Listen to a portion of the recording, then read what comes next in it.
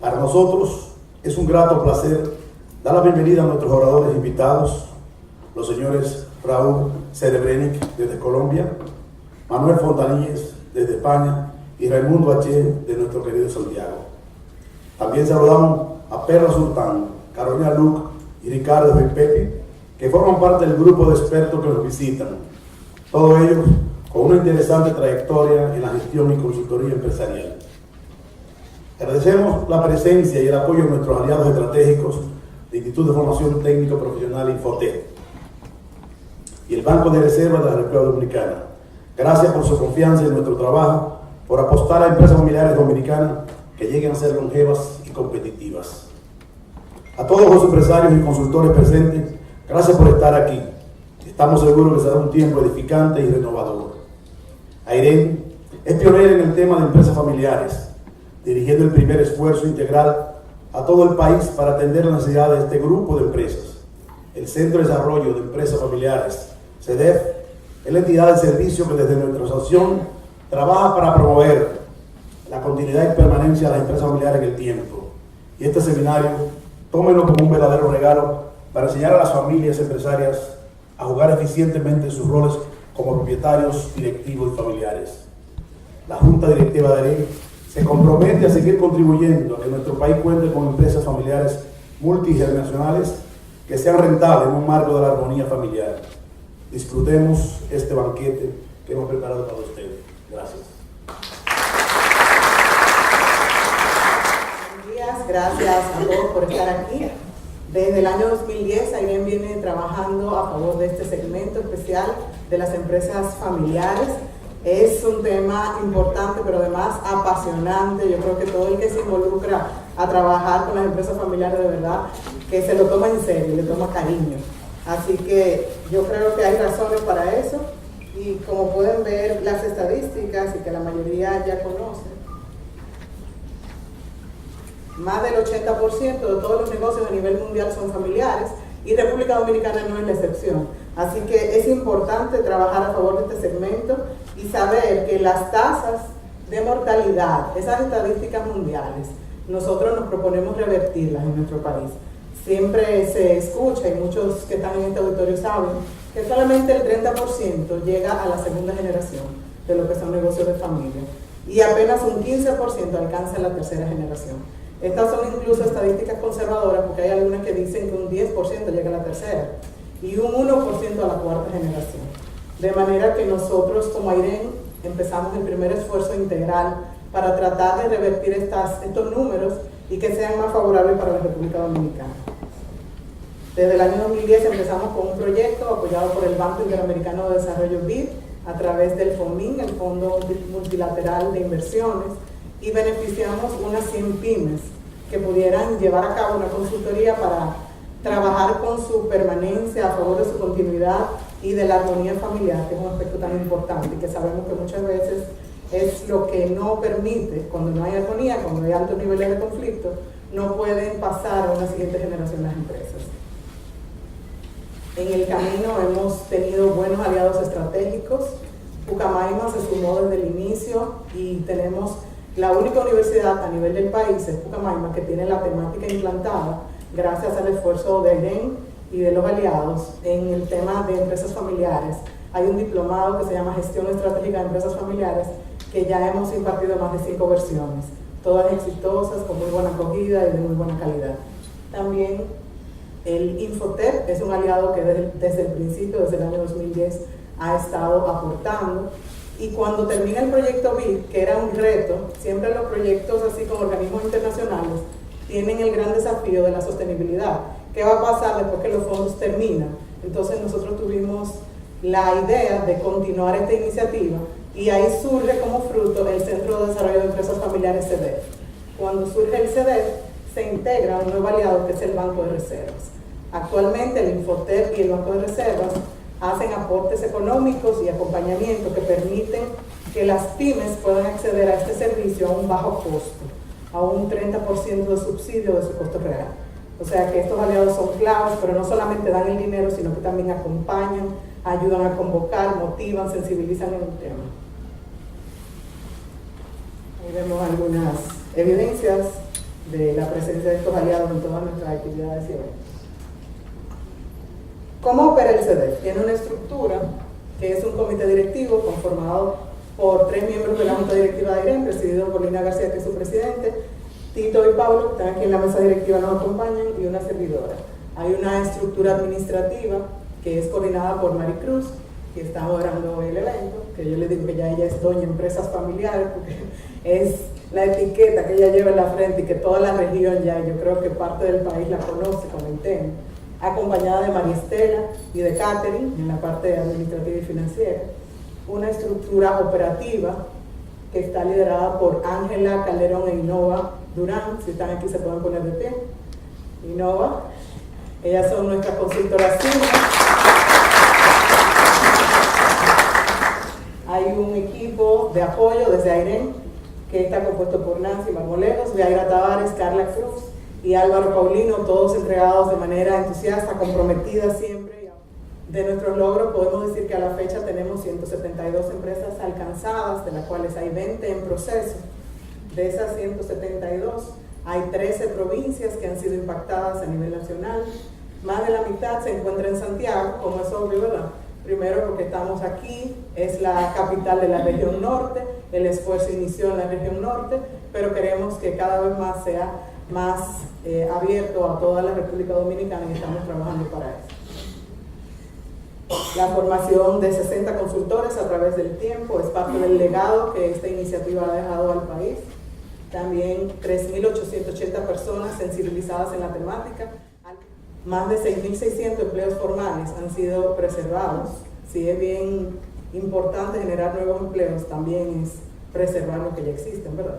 Entonces, 6.641 empleos formales, eso es la cantidad de empleos que tienen las empresas al iniciar la consultoría. Muchas de las empresas que entran crecen por el proceso de organización que experimentan, pero por lo menos esa cifra podemos dar certeza de que se ha contribuido a preservar. Así que nosotros desde AIREN estamos comprometidos a seguir aportando, a cambiar esa frase que dice padre empresario, hijo millonario, nieto pordiosero. Queremos que los nietos también sean empresarios, y más empresarios todavía, y que puedan expandir y diversificar los negocios que ellos pueden heredar de sus padres y abuelos. Así que muchas gracias y que sean un buen día.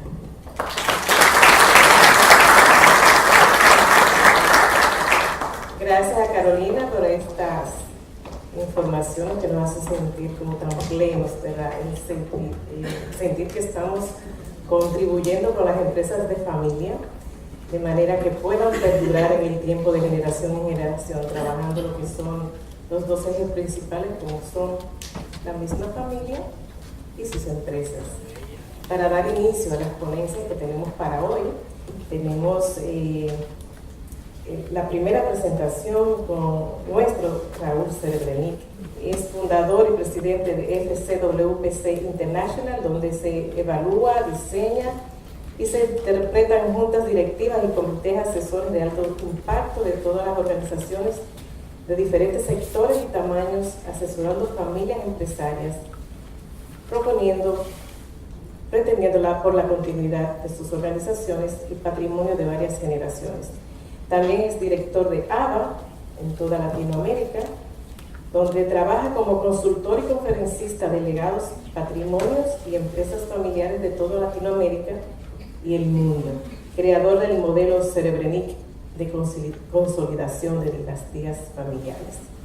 Damos la bienvenida y un gran aplauso a ya otro dominicano, Raúl Cerebrenic. Un placer y un honor estar aquí con ustedes compartiendo este bello tema de empresas de familia. Quisiera preguntarles antes de comenzar, ¿cuántos de ustedes son empresarios familiares o participan de alguna familia empresaria? Por favor, levanten la mano. ¿Cuántos de ustedes son primera generación? ¿Cuántos de ustedes son segunda generación? Tercera generación, cuarta.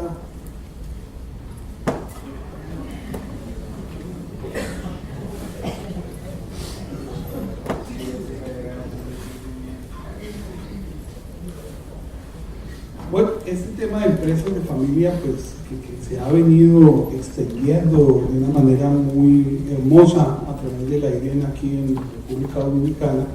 Yo vengo de una entrevista hoy en la mañana en la radio y le decía a aquellos que nos entrevistaron, quisiéramos en muchos países de Latinoamérica tener un instituto o una asociación como IREN y el trabajo tan bello que está haciendo, cosa que es digna de imitar en otros países.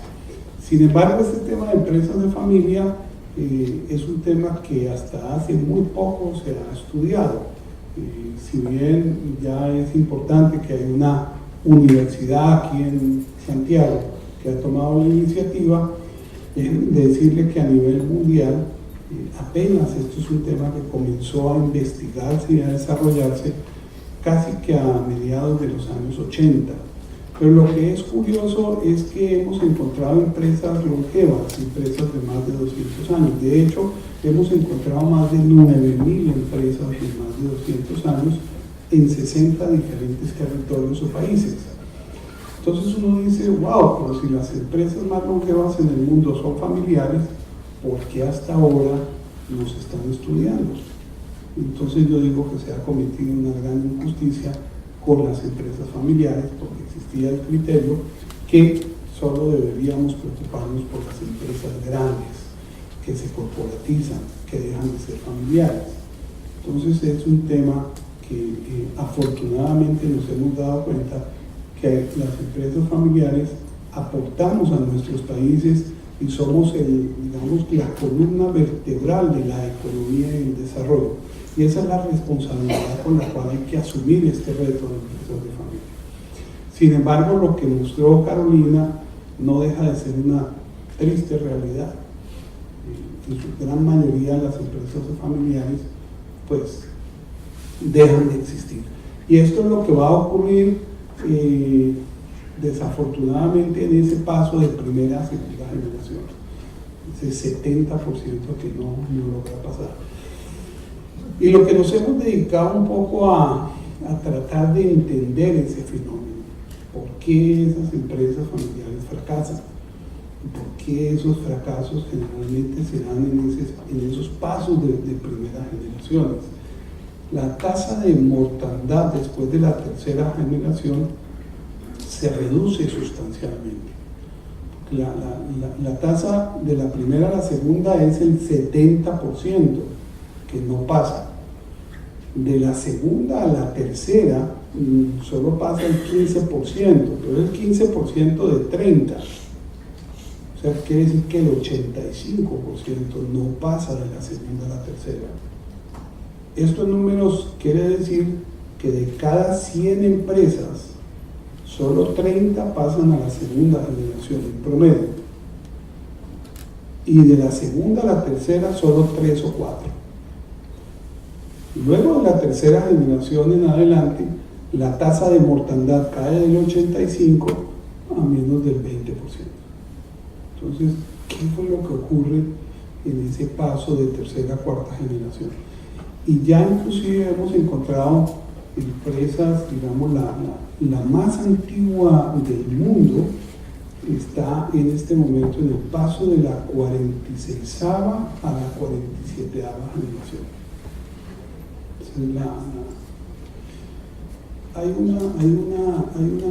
Esa tiene más de 1000 años, pero hay una en India que lleva 76 generaciones. Lo que pasa es que los periodos de intercambio son mucho más cortos, porque no es una empresa como tal, es un principado en India.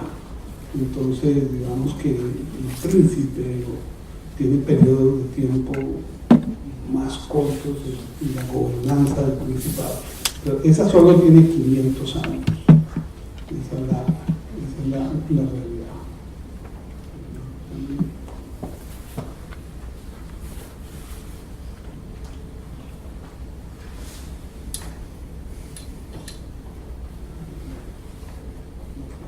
Perdón que hay una discrepancia. Bueno, entonces, como dijo Carolina, aquí hay varias frases traducidas de diferentes idiomas que prácticamente quieren decir lo mismo. Y lo que quieren decir es que ya tenemos estudios en más de 5 continentes, diferentes países, que nos están dando exactamente la misma estadística. Si bien en Australia no es el 70, es el 68, o en Estados Unidos es el 72, en promedio en todo el mundo es el 70. El tiempo de vida de una empresa familiar hoy en día está en 18 años. Entonces, digamos, el promedio de vida de una empresa familiar. ¿Y por qué? ¿Qué es lo que pasa en estas empresas de familia? Este es un tema que comenzamos a abordarlo no desde la perspectiva de la familia y no desde la perspectiva de la empresa, comenzamos a abordarlo desde la perspectiva patrimonial por una preocupación que surgió sobre todo en los Estados Unidos. Y la situación es la siguiente. La generación que mayor riqueza ha creado en la historia de la humanidad es lo que llaman los baby boomers. La generación que nace después del año 46, más o menos hasta el año 60. Ahí ustedes encuentran personajes como un Warren Buffett, como un Bill Gates, en fin, Carlos Slim y toda una serie de grandes multimillonarios. Hace muy poco se publica este estudio que se realizó en los Estados Unidos y es un estudio donde agarran 1000 familias que entregaron en herencia, no importa si es la empresa o cuentas bancarias, pero entregan en herencia más de 25 millones de dólares a sus descendientes. Y lo interesante del estudio es que después de 25 años llamaron a los herederos y les dijeron: cuénteme, ¿qué hizo usted con la herencia? ¿Cómo le ha ido? Y lo que descubrimos es que el 90% de estas herencias simplemente desaparecieron. O sea que la estadística en términos patrimoniales es todavía peor que la estadística de empresa familiar del 70%. Entonces los americanos frente a esta situación dijeron: wow, un momentico, pero si lo que está en juego en el traspaso de los siguientes 20, 30 años es la bobadita o la pequeña suma de 136 trillones de dólares de lo que la generación de los baby boomers le va a tener que transferir a la siguiente generación, aquí tenemos un gran problema. Y ese es, digamos, lo que dispara esa preocupación de entender qué se puede hacer no solo para salvar las empresas, sino para salvar los patrimonios familiares. ¿Se entiende el problema? Sencillo el problema, ¿cierto? De entenderlo, de resolverlo, ese es otro tema. Entonces, nos hemos dedicado a estudiar este tema y básicamente pues, lo que voy a tratar de hacer en un periodo de tiempo relativamente corto, que los abogados llaman economía procesal. Entonces vamos a tener que correr en poderles explicar a ustedes qué es lo que pasa en esta situación de estas empresas familiares. Yo lo llamo la estrategia patrimonial fragmentada. Este es un tema un poco complejo de entender y de profundizar, pero básicamente aquí hablaron que habían 3 ejes centrales en la empresa familiar. ¿Qué quiere decir esto? Cuando yo digo empresa familiar o mencionamos empresa familiar, implícitamente estamos hablando de 3 sistemas. Un sistema que es la familia, un sistema que es la empresa y otro sistema que son los propietarios. Obviamente hay intercepciones, hay miembros de la familia que son propietarios y que también trabajan en la empresa, pero también pueden haber familiares que ni trabajan en la empresa ni que son accionistas, o pueden haber también accionistas que no son de la familia y habrán unos que sí trabajan y habrán otros que no trabajan en la empresa. Todo esto es relativamente fácil de entender. Pero el problema es que a mí me preguntan, ¿usted a qué se dedica? Yo digo, a esto es lo que me dedico. El problema radica en que en la familia debemos tener un sueño compartido, una visión familiar. ¿Qué tipo de familia queremos ser? En la empresa, generalmente cuando hacemos una planeación estratégica, comenzamos por definir qué tipo de empresa queremos ser. En sus empresas ustedes tienen ejercicios de planeación estratégica o por lo menos tienen clara la visión. Por favor, levanten las manos los que tienen una planeación estratégica y saben claramente qué es lo que quieren que ocurra en su empresa. Cuando hablamos de largo plazo en nuestras empresas, en ese ejercicio de planeación estratégica, ¿qué pudiéramos decir que es largo plazo? 3 años, 5 años, 10 años, ¿perdón? Más de 10 ya es largo plazo. ¿Están de acuerdo? 5 años ya es largo plazo. ¿4? ¿Quién da más?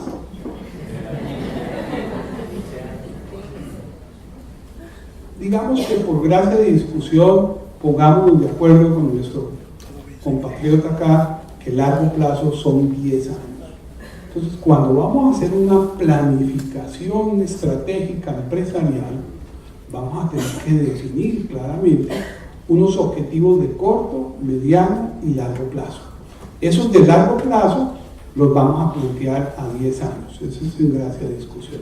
Ahora, cuando hacemos una planificación a 1, 2, 3 generaciones, ¿cuántos años estamos hablando implícitamente?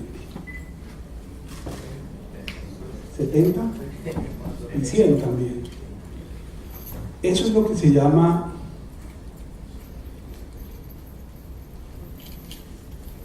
una estrategia patrimonial fragmentada. Aquí tenemos un problema bastante serio, porque yo me senté con un profesor en Japón y él me decía, Raúl, la familia Mitsui, ellos hacen una planificación a 200 años. Y yo le decía, mire profesor, que yo también tengo un nombre, un apellido todo extraño, pero yo soy latino. ¿Qué planifica uno a 200 años? ¿Cómo se hace un ejercicio de planificación a 200 años? ¿Se puede planificar la inflación a 200 años? ¿La tasa de cambio a 200 años? ¿Qué se planifica a 200 años? Entonces es lo que llamo yo planificaciones o visiones fragmentadas. Y obviamente en el patrimonio también deberíamos tener un ejercicio filosófico de qué es lo que queremos que ocurra con nuestro patrimonio en 2 o 3 generaciones. Entonces, por eso digo yo que esto es una de las principales exigencias que deberíamos tener, porque miren lo que hemos descubierto nosotros. No solo que es necesario tener definido unas visiones en cada uno de los ejes, sino un tema todavía más difícil, y es que esas visiones tienen que ser sinérgicas, tienen que estar alineadas. Les doy un ejemplo. En el protocolo de familia generalmente vamos a poner, queremos ser una familia unida y una familia en armonía. En el patrimonio vamos a poner, el día que se muera mi padre, cada uno se lleva lo suyo. ¡Wow! ¡Qué incoherencia!, ¿cierto? Este es el tema complicado de las empresas familiares. Que no solo es tener visiones, sino que esas visiones tienen que estar alineadas, ¿no? No solo las visiones, de ahí para abajo. ¿Cuál es la estrategia que tengo que implementar para alcanzar la visión? ¿Cuál es la estructura que tengo que acondicionar y que sea la más óptima, que me permite implementar las estrategias para llegar a cumplir con esos objetivos estratégicos o esa visión? ¿Cuáles son los procesos, sistemas de dirección y gestión que debo tener dentro de esa estructura y cómo permanentemente estoy midiendo si estoy logrando ese cumplimiento de esos objetivos claramente. Y digamos, lo que llamo yo la profesionalización de los 3 ejes. Ese es un tema bien complejo. La segunda es el crecimiento de la familia versus el crecimiento del patrimonio. Y es muy sencillo. Esto es el fundador y su cónyuge. Son 2 personas. Probablemente en ese momento, cuando fundan la empresa, no hay hijos. La gran mayoría de las empresas familiares comienza con esta historia. No siempre hay un fundador y una fundadora. También pueden ser un par de hermanos, con lo cual no hay un fundador, sino hay 2. Pero generalmente es un fundador. Si en ese momento la empresa no existe, entonces, y no existe hijos, pues ellos son la familia, ellos son la empresa y ellos son los únicos propietarios. O sea, esos 3 anillos en realidad es un solo anillo, cada uno se va abriendo en la medida en que la dinámica de cada sistema se va dando. Y la historia de cada familia es tan diferente que la manera en que se va evolucionando es diferente, y eso es lo que hace muy interesante esta profesión nuestra, porque, como digo yo, no hay 2 animales iguales. O sea, no hay ninguna empresa igual a la otra, y no hay ninguna familia igual a la otra. Entonces esa complejidad nos obliga a ser bastante creativos. Lo que sí es claro es que esto es un ejercicio meramente matemático. Si la familia crece a este ritmo, para que ese pastel que se llama patrimonio o empresa se reparta y se conserve en términos de valor de manera igual para cada miembro de la familia, entonces, ¿cuál es la tasa de crecimiento que debería tener el patrimonio para efectos de que cada miembro de la familia siga siendo el dueño de lo equivalente, por decir algo, de 5 o 10 millones de dólares? Una generación de 5 miembros, en 20, 30 años, 40 años, pasamos a 28 o 30 personas. Entonces, no es lo mismo hacer un protocolo de familia acá que tener que hacerlo acá. ¿Cierto?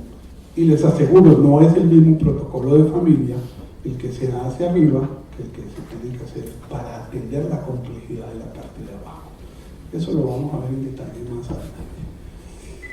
El lograr comprometer a la siguiente generación. Este es uno de los elementos fundamentales. ¿Cómo? Yo lo llamo el proceso de enamoramiento. ¿Cómo enamoramos a la siguiente generación con respecto a todo lo que implica el legado familiar?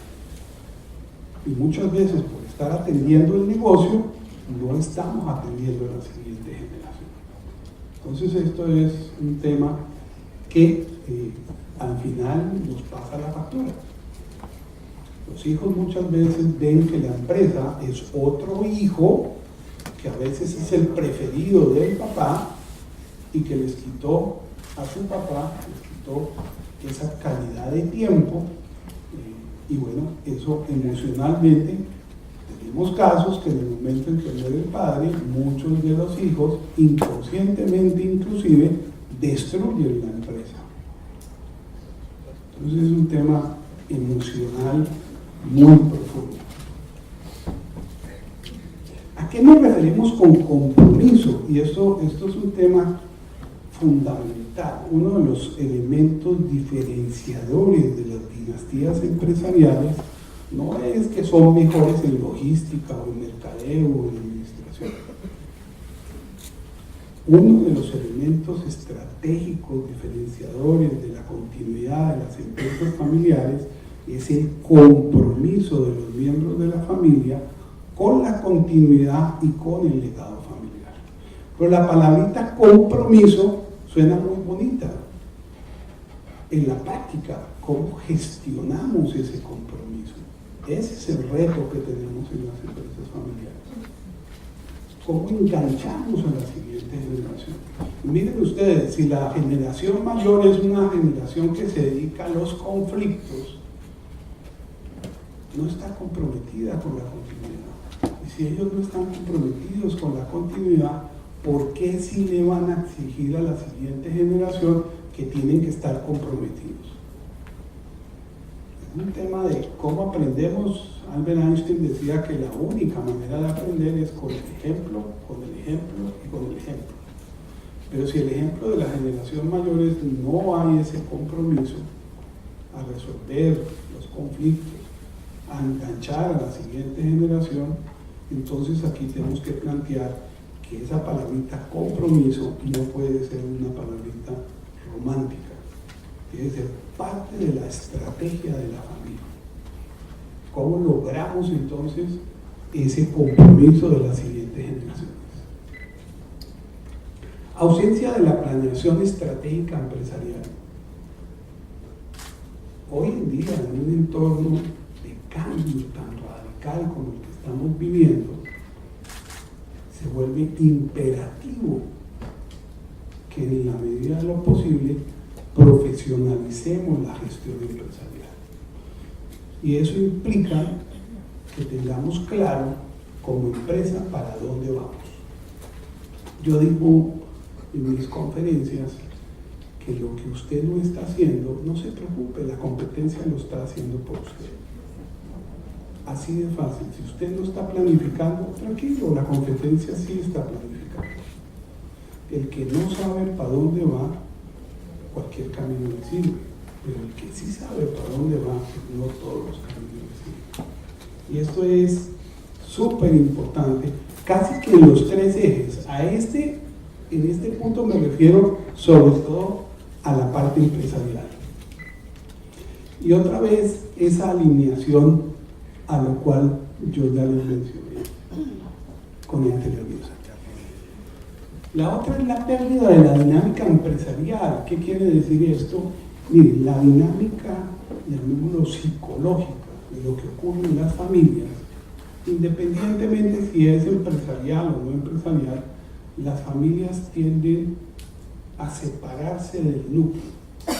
Hoy en día mis hijos ya no estudian en Colombia, estudian en Estados Unidos, o alguno de ellos se casa y se queda viviendo en Estados Unidos. O sea, la dinámica de las familias es lo que llamamos esas fuerzas centrífugas. Siempre se van alejando del centro, llamémoslo del fundador, del núcleo familiar. Y esa dinámica es de todas las familias, y más en un mundo globalizado. La empresa, al contrario, ejerce la fuerza de por qué tengo que volver a mi país, por qué tengo que comunicarme con mis primos.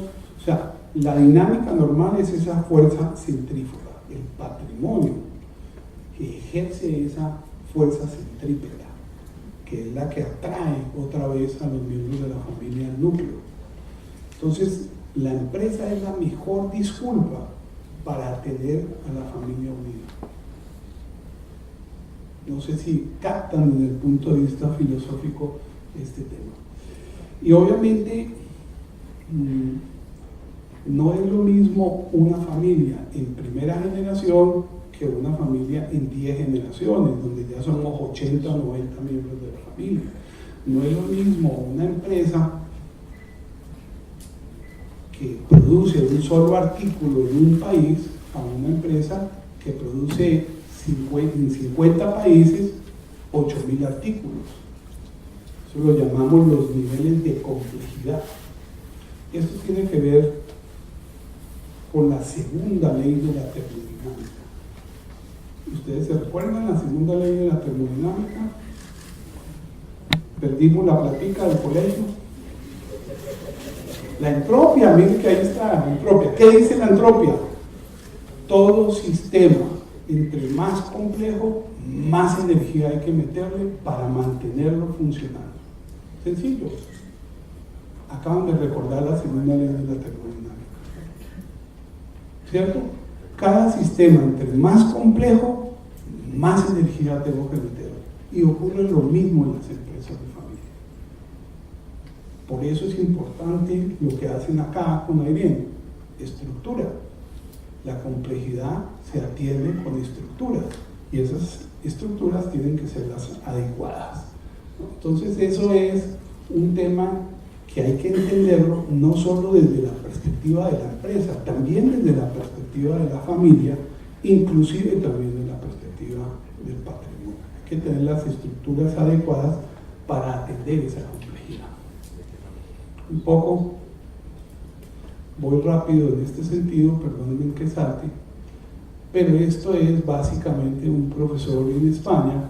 Él sacó una ley, una de las universidades que se dedica a este tema, un colega que se llama Alberto Jimeno, y él dice que la complejidad de la familia más la complejidad de la empresa y menos, digamos, que ese desarrollo de la estructura adecuada para atender la complejidad es lo que nos da el riesgo estructural. Y déjenme decirles una cosa, esto ya lo está viendo todo el sector multilateral en el mundo. La semana pasada estuve sentada con alguien del Banco Mundial y me dice: Raúl, tenemos un tema que necesitamos que usted nos ayude en Latinoamérica. Para dar préstamos en Centroamérica no hay mucho a quien prestarle, y las metas de todo banco es colocar dinero. Esa es la materia prima de los bancos, y para que el dinero produzca, pues tiene que generar intereses. Para generar intereses tengo que ver a quién se lo presto, pero yo prefiero prestárselo a alguien que tiene la capacidad de pagarme los intereses y que me lo devuelva en el momento en que me lo tiene que devolver. Sencillo, ¿cierto? Ese es el negocio de los bancos. Los bancos me están diciendo: Raúl, resulta que esta empresa en El Salvador o en Honduras, vamos a darle un crédito de 30 o 40 millones de dólares a 20, 30 años, pero este señor tiene 60 años. Y yo necesito que en 20 años me devuelvan mi plata. Entonces no solo me sirven los estados financieros de la compañía. Yo necesito que tengan una junta directiva con externos y que tengan un plan de sucesión.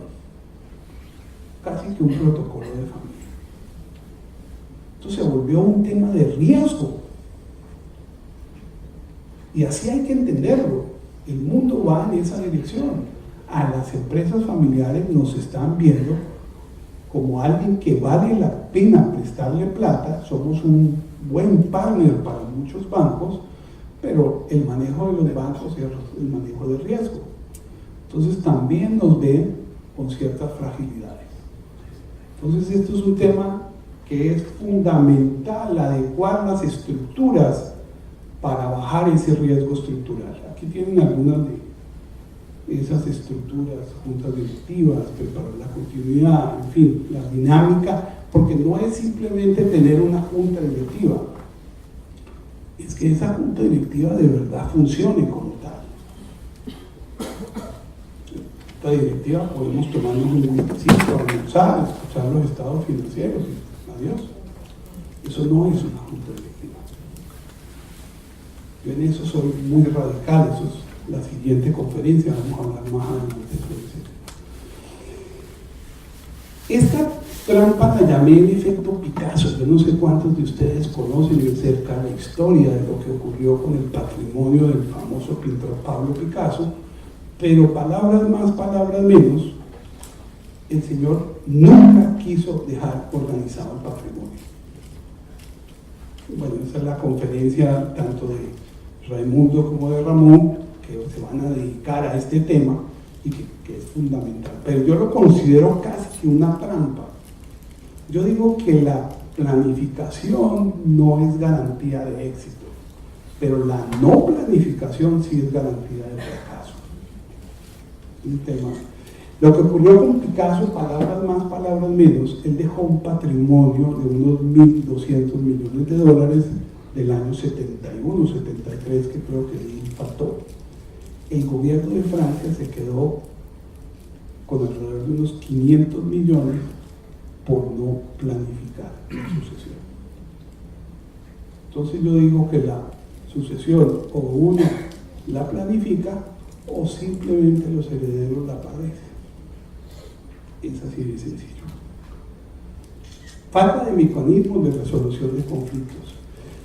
Señores, el protocolo de familia no es la panacea para que no haya conflictos en la familia. Eso es mentira. Todas las familias tenemos conflictos. La diferencia entre una familia funcional y una disfuncional no es si tienen o no tienen conflictos, es la manera en que resuelven los conflictos. Inclusive tenemos familias que dicen bienvenido el conflicto, lo ven como una oportunidad de mejorar. Hay familias que se preparan para las crisis, bienvenida a la crisis, aquí vamos a sacar mayor provecho. Entonces, esto se aprende de la misma manera en que se aprende a jugar golf. ¿Ustedes saben cómo se aprende a jugar golf? Porque yo puedo tener los mejores libros de golf, puedo ver los mejores videos de golf. Golf se aprende es practicando. Así se aprende a resolver conflictos. Eso es uno de los temas en los cuales debemos entrenarnos y entrenar a las siguientes generaciones. ¿Cómo resolvemos conflictos? Yo lo llamo de manera constructiva. Los orientales ven la crisis siempre con dos dimensiones, ¿no? La que es el conflicto y la que es la oportunidad. Entonces, ¿cómo nos enfocamos más al lado de la oportunidad? Otro de los temas que otra vez me estoy metiendo un poquito en el campo de Ramón y de Raimundo, pero yo voy a pasar muy rápidamente. La falta de estructuras legales, patrimoniales, ideales para atender todos los temas sucesorales. Y esto es un tema que cambia radicalmente según la legislación de cada país. Entonces es importante tener expertos que nos acompañen en estos temas. He visto también que las familias, algún heredero estudia la profesión de jurista, entonces bienvenido, pero si no, es importante tener gente y que sean expertos en la materia. Eso es fundamental. Y por último, existe toda una categoría que llamamos las trampas genéricas de las dinámicas de lo que ocurre en las empresas de familia en ese paso de primera a segunda generación. Y básicamente todas estas trampas radican en un elemento común. La familia no respeta a la empresa y la empresa no respeta a la familia. Hay que entender que la empresa es un sistema y la familia es otro sistema. Yo llego a la familia porque nací en la familia o porque me casé con alguien de la familia o porque me adoptaron. Y yo llego a la empresa porque me contrataron. Bajo la empresa todos deberíamos ser empleados. No existe un accionista dentro de la empresa. Dentro de la empresa lo que existe son empleados. Y como empleados tenemos que rendir cuentas. El problema es cuando traemos la informalidad de la familia a la empresa. Y cuando muchas veces queremos llevar la formalidad de la empresa a la familia. Entonces el tema es cómo aprendemos a respetar la empresa. Cómo aprendemos a respetar las dinámicas adecuadas dentro de la empresa. Entonces es un tema que nos pudiéramos quedar todo un día entero ampliando en ese sentido. Pero básicamente, cuando yo me meto de manera inadecuada en los temas de empresa y revuelvo los temas de familia con los temas de empresa, ahí es donde se genera la gran cantidad de conflictos. Si yo tengo en la empresa trabajando a alguien en la bodega, o en el gerente de logística, o en el gerente de mercadeo, ese no es mi primo, ese no es mi hermano, ese no es mi tío, ese no es mi papá, ese es un empleado de la empresa. Y como tal, tiene que cumplir en lograr esos objetivos estratégicos claramente definidos en el plan estratégico. En la casa, ese es mi tío, ese es mi papá, ese es mi primo, ese es mi hermano.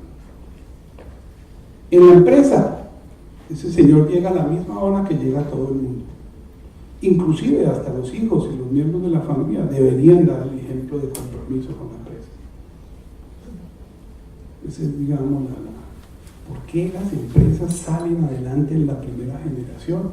Porque hay ese compromiso, con ese deseo de superación. El problema es que la siguiente generación ya lo tiene hecho, entonces pierde la motivación. Pero no debemos permitir que se irrespete a la empresa.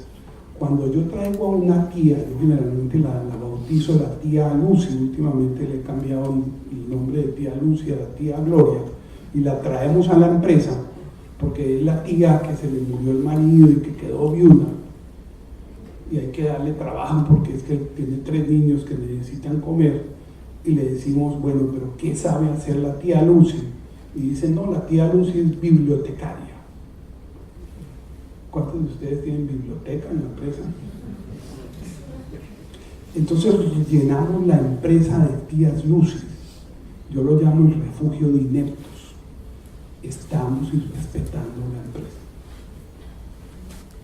La empresa tiene que ser profesional, tiene que ser un templo. Los japoneses dicen que lo que es bueno para la empresa es bueno para la familia, y no al revés. Nosotros los latinos a veces estiramos demasiado el caucho. Esa es la realidad. Entonces este es un tema fundamental. Bueno, estos, digamos, son los elementos que nos dieron a nosotros estas investigaciones y estos estudios de por qué es que la gran mayoría de las empresas no logra pasar de la primera a la segunda generación. Creo que la dinámica es que va a haber al final un panel, entonces les pido el favor que todos los que tienen preguntas las anoten. Por aquello de economía procesal toca darle paso al siguiente conferencista, ¿correcto? ¿Me pasé del tiempo? Está perfecto.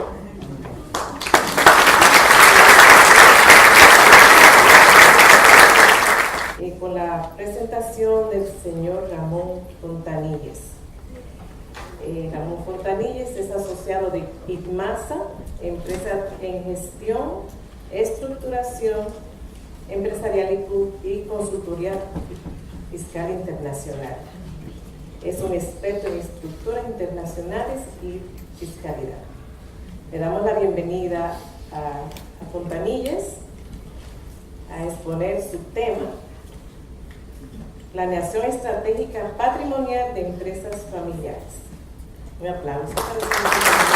Primeramente, muchas gracias a Irene y a Raúl por la oportunidad de poder exponer un panel un poquito más breve que el de Raúl, mucho más centrado sobre todo en los beneficios y las características que pueden tener el uso de estructuras legales o de planificación estratégica que realmente sea adecuada por la tipología o por la casuística que una persona como yo, cuando vayamos o vamos un poco en todos los países, nos damos cuenta que mayoritariamente son las mismas en todos los lugares. Conflictos entre los miembros de la familia, un uso inadecuado muchas veces a nivel de estructuraciones o de visiones estratégicas futuras, lo que conlleva muchas veces, como comentaba Raúl, que en la segunda o tercera generación pues la mayoría de empresas pues quedan totalmente desestructuradas. España, un poco como Carolina comentaba, siempre se ha nutrido evidentemente de empresas pequeñas y medianas. Estamos hablando que actualmente estamos en un tejido empresarial alrededor del 60-65% con pequeña y mediana empresa, por lo que el tema el cual hoy nos acontece es de vital relevancia, ¿no? Hablando esta mañana con Raúl en el programa de radio que hemos estado haciendo, comentábamos realmente esta importancia de que tanto los fundadores como las generaciones futuras sean realmente emprendedores, sean gente que quiera realmente desarrollar, querer a su empresa y realmente buscar un futuro para que sean posteriormente los gobiernos o las asociaciones empresariales que les den este apoyo institucional para realmente conseguir los objetivos en los cuales ellos quieren llegar o quieren acontecer. Si avanzamos un poco y a modo de resumen, uno puede analizar y plantearse realmente cuáles son los objetivos o cuáles son las características que generalmente y comúnmente en todos o la mayoría de países en el cual tienen empresas familiares, pues se rige un protocolo, ¿no? Los protocolos familiares generalmente, como pueden ustedes poder visualizar, se analiza y se plasman pues, las visiones y los legados de los valores a transmitir, se formaliza cuál es el tipo de empresa que los fundadores o las generaciones quieren ser, cuáles son los objetivos o qué se puede esperar de la empresa familiar, así como de las sucesivas generaciones, cuándo deja de ser empresa familiar, en qué momento se decide que finalmente el legado familiar desaparece, cuál es el trabajo realmente de cada uno de los miembros de la empresa, cuál es el elemento de propiedad o los elementos de propiedad que forman parte de la misma, cuáles son los mecanismos para obtener una seguridad para cada uno de estos miembros, una seguridad familiar, así como se reorganizan los órganos de gobierno. Pero el tema no es así. No solamente cuando uno habla de empresa familiar o del legado de la empresa familiar, uno está hablando del protocolo familiar. Muchas veces lo importante es qué uso o qué estrategias las personas están trabajando un poco para que en un largo plazo realmente esta empresa pueda perpetuar. Muchas veces nos apoyamos o nosotros siempre damos un poco el consejo de apoyarse con gente experta. Muchas veces gente experta en muchos ámbitos, no solamente en el ámbito empresarial, sino en el ámbito más de la psicología, porque muchísimas veces el tema de la empresa familiar acaba siendo un tema psicológico, un tema de resolución de conflictos. Pero tanto estos expertos más psicológicos, empresariales, jurídicos, lo que quieren en el fondo es buscar alternativas para las cuales este legado, que muchas veces ha sido difícil de llegar, pues pueda perpetuar a lo largo del tiempo. Nosotros, los que estamos trabajando siempre a nivel empresarial, las pequeñas y medianas empresas, y aconsejando y dando un poco de argumentos, siempre lo que les decimos primeramente a nuestros clientes es que analicen realmente cuáles son los elementos esenciales en los cuales tienen una empresa, y en su caso, evidentemente todos los casos son especiales, pero siempre generalmente hay unos elementos en común, que son los elementos que estamos aquí mencionando. Evidentemente, el núcleo familiar. ¿Qué significa el núcleo familiar? Pues es quien genera esta influencia directa a los valores y a la cultura de la empresa, que muchas veces está formada o está proyectada por los fundadores, por esa primera generación. En segundo lugar, la propia empresa. Es decir, una empresa se desarrolla y crece, pero es un elemento autónomo, es un elemento en el cual tiene que tenerse una buena consideración, ya que generalmente son los miembros de esta familia que ocupan los cargos directivos. En tercer lugar, el patrimonio. Una empresa sin patrimonio es muchas veces como un Barcelona sin el Messi, ¿no? En este sentido. Por tanto, el patrimonio sí que es un elemento también a tener en consideración, ya que analiza las dimensiones de esta riqueza. Y finalmente, los individuos pertenecen a la propia familia o a la propia empresa, ya que son ellos, en el fondo, quienes tienen esta visión y necesidad con todos los tres aspectos anteriores que estábamos comentando. Evidentemente, con un plan de vida y un plan de proyección realizado por la propia familia, un plan de carrera para cada uno de los miembros y de los individuos, y esta esperanza que Raúl ha insistido mucho, ¿no?, en este tema de que realmente tiene que existir una perpetuidad, que en el fondo es, y muchas veces es lo que anhelan, ¿no?, los propios fundadores de las empresas. Las nuevas estudios y análisis de la implementación de estrategias patrimoniales y del uso de buena praxis, en el sentido sobre todo de esquemas jurídicos, que además Raimundo ya conversará a nivel de República Dominicana. Lo que se puede realmente, los objetivos que nosotros podemos conseguir cuando se analiza con expertos, con gente conocedora de los sectores, una buena planeación estratégica patrimonial, es un poquito lo que aquí está mencionando. Una buena distribución del patrimonio entre los herederos, una de las principales problemáticas que acostumbra a ocasionar la destrucción de esta empresa familiar, este tejido empresarial familiar. Otras causas como la integración dentro del patrimonio familiar de, o bien un reconocimiento de hijos extramatrimoniales, una designación de tutorías para hijos menores, una protección del cónyuge, que muchas veces es el que se siente más desamparado en el momento de la falta de su pareja, o de los hijos en el momento en que pueda suceder que no existe el cónyuge, protección de parejas no casadas legalmente y toda una serie de otras casuísticas como pues una planificación en el momento de mi retiro o una prevención en los conflictos sucesorios. ¿Por qué realmente una persona tiene que destinar fondos, realmente costes relativamente elevados en función de los expertos con los cuales uno quiere apoyarse? Pues básicamente por estos 5 objetivos principales. Una buena asesoría puede generar una armonía familiar. El tema de poder externalizar algunas veces decisiones estratégicas para los fundadores y para las primeras generaciones les conlleva una minorización del riesgo a la hora de la toma de las decisiones y a la hora de la aceptación de estas mismas decisiones por parte de las generaciones sucesorias. Realmente asegura una continuidad, una competitividad más para la empresa. Veremos muchas veces que, o casos que nosotros nos hemos encontrado, hay empresas familiares en las cuales han tenido una idea que ha sido realmente revolucionaria, la han hecho crecer, pero luego no han sido capaces de adaptarse a la nueva realidad mundial, adaptarse a la nueva enfoque que muchas veces estos negocios conlleva.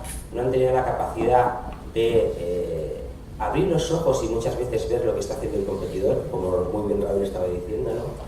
Y esto les ha generado muchas veces la problemática de no ser competitivos y yendo en un medio plazo pues, a la eliminación de la propia estructura familiar.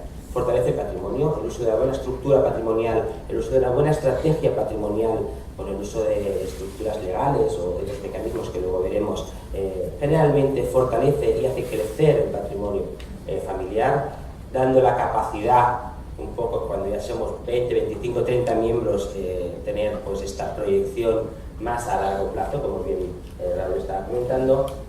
Generalmente garantiza el bienestar de los individuos en función de las expectativas. Muchas veces tener buenos asesores, el cual su trabajo profesional es velar tanto por la empresa como por el bienestar de los propios familiares, empresariales, genera que se cumplan una serie de expectativas que muchas veces con simples decisiones de los propios miembros no se puede conseguir, y evidentemente te puede generar una cultura de compromiso. Externalizar a veces algunos sectores o externalizar a veces algunas decisiones provoca que aumentes en muchos grados, y nosotros lo hemos verificado, el compromiso de los miembros de la familia para que se impliquen y realmente puedan demostrar un poco este crecimiento y esta adaptación o innovación a nivel empresarial. Pero claro, ahí un poco viene la dificultad. La dificultad es que cómo vamos a llevar a cabo pues, toda esta buena estrategia de planeación patrimonial o el buen uso de las estructuras legales adecuadas a mi patrimonio. La respuesta es muy simple, ¿no? Nosotros ayer cuando estábamos analizando un poco los paneles hablábamos del club de la triple R, ¿no? El club de Raimundo, el club de Ramón y el club de Raúl, en este sentido, ¿no? En el sentido básicamente de apoyarte en gente en el cual te pueda dar el máximo valor añadido en cada una de las fases de cuando estamos hablando de temas patrimoniales. Es decir, una buena redacción de acuerdos familiares y un buen protocolo. Esto es esencial en el momento de analizar esta sucesión patrimonial, soportado y apoyado a través de órganos de gobierno, de estructuras legales, de estructuras de gestión que te permitan mejorar esta visión y este legado patrimonial a un largo plazo, a través de muchas tipologías y estructuras que luego vamos a ver, o a través de este asesoramiento con estos expertos a través de todos los diversos temas. Vamos a analizar un caso un poco rápidamente, un caso de estudio, que lo vivimos, evidentemente los nombres y la tipología no es exactamente, por temas de confidencialidad, pero seguramente en muchos casos, no sé si les ha ocurrido a ustedes, pero sí pueden tener conocimiento de alguien que le ha podido ocurrir. Estamos hablando, en este caso hipotético, de una empresa familiar fundada hace 70 años, en este caso el sector metalmecánico, núcleo familiar formado inicialmente por un padre, una madre y sus 3 hijos, de los cuales el padre y la madre están separados, y el primer y el tercer hijo decidieron no entrar en el patrimonio familiar, en la gestión de este propio patrimonio familiar, sino que han hecho una actitud pasiva en la gestión empresarial, y lo único que hacen es disfrutar de los dividendos que les permite pues, obtener pues, este patrimonio. Mientras, el segundo hijo, el emprendedor, el hijo que decidió apostar por la familia, el hijo que decidió perpetuar esta visión empresarial, pues toma el mando de la administración de la misma. Los 2 hijos, evidentemente, como hablábamos, disfrutan solamente de los dividendos y, evidentemente, existe ya una segunda y tercera generación. La compañía, bajo la administración del patriarca o del fundador, y después, posteriormente, a través de Renato, ha tenido unos crecimientos promedios interesantes, elevados, en los cuales pues, permite pensar de que esta empresa pues, puede tener un legado y un futuro importante. Evidentemente, la vida a veces no te da buenas noticias. En el año 2005, por ejemplo, Renato, recordemos que es el hermano que está llevando la empresa de segunda generación, después de presentarle el informe de pérdidas y ganancias del ejercicio, decide que ha llegado el momento de tomarse unas lindas vacaciones, comprarse un yate y ir a tomar un descanso para dar una vuelta un poco en un crucero.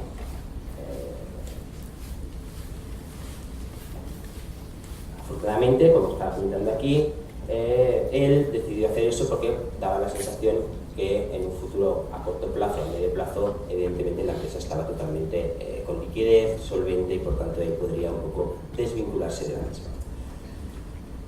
Como saben, en España no nos ocurren estas cosas, nos ocurren otras, pero bueno, aquí el tema de los huracanes es un tema común, vamos a decirlo así.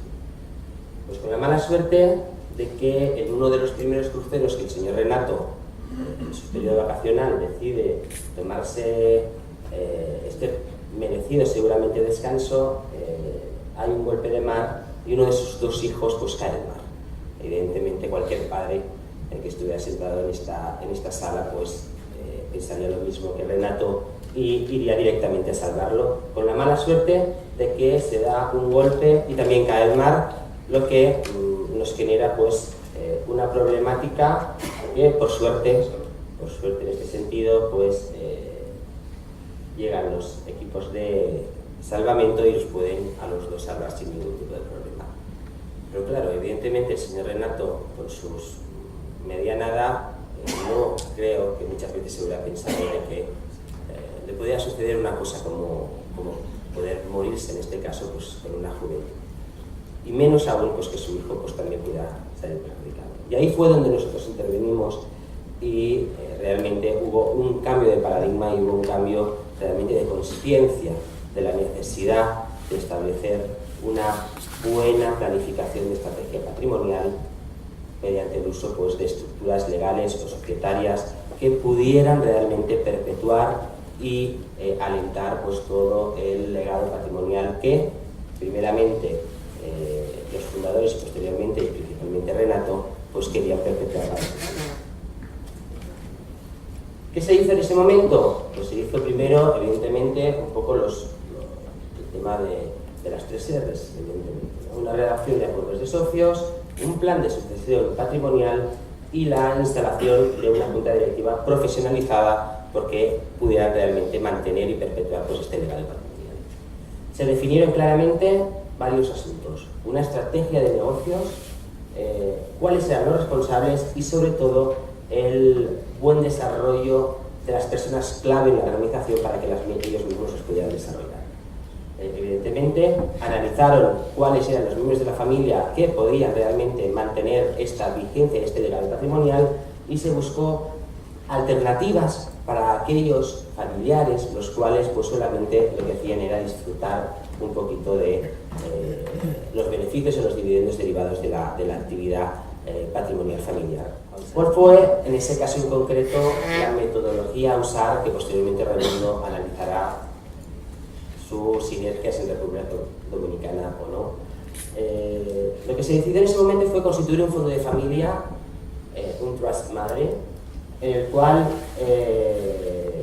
se constituye a su vez un trust individual para cada uno de los descendientes de la familia para poder derivar parte del patrimonio en cada uno de ellos y además teniendo la capacidad de revertir al trust madre la parte del patrimonio en el caso de que uno de esos familiares pudiera fallecer o pudiera quedar incapacitado y evidentemente manteniendo pues los beneficios y los pagos de esta política de dividendos que una parte de la familia había decidido establecer.